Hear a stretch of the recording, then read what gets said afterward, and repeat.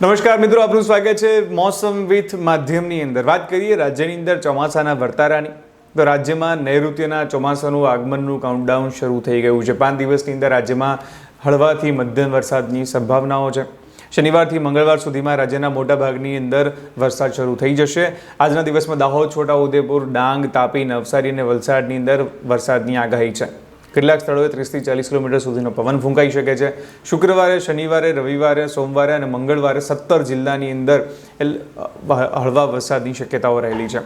અમદાવાદમાં વાત કરીએ તો 9 થી 12 જૂન વચ્ચે અમદાવાદની અંદર હવામાન વિભાગ દ્વારા આગાહી કરવામાં આવી છે કે વરસાદ આવી શકે છે. કયા જિલ્લામાં કઈ તારીખે વરસાદ પડશે એની આગાહીની વાત કરીએ.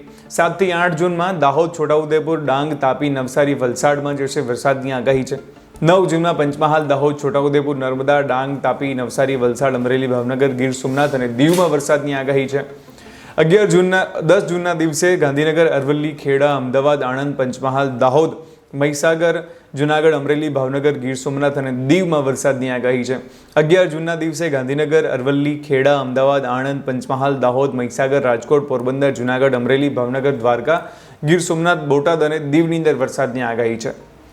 દેશના અનેક રાજ્યોની અંદર અત્યારે ગરમી યથાવત છે, પરંતુ હવામાન વિભાગ એટલે કે IMD, ઇન્ડિયન મેટ્રોલોજીકલ ડિપાર્ટમેન્ટ દ્વારા એક અપડેટ આપવામાં આવ્યું છે કે દેશના મોટા ભાગના વિસ્તારોની અંદર આ મહિનાની અંદર ચોમાસું આવશે.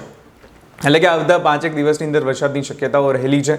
અંબાલાલ પટેલ દ્વારા પણ આગાહી કરવામાં આવી છે કે આવનારા 5 થી 7 દિવસોની અંદર આગાહી વરસાદ પડશે અને વરસાદ એવો થશે જે વાવણી લાયક ખેતરો થઈ જશે. એટલે પણ આમાં છે દાહોદ, છોટાઉદેપુર, ડાંગ, તાપી, નવસારી, વલસાડની અંદર અત્યારે આગાહી છે કે ત્યાં બને એટલો વહેલા વરસાદ આવશે. એના પછી ક્રમશઃ અલગ અલગ જિલ્લાઓની અંદર વરસાદની આગાહી શરૂ થઈ ગઈ છે.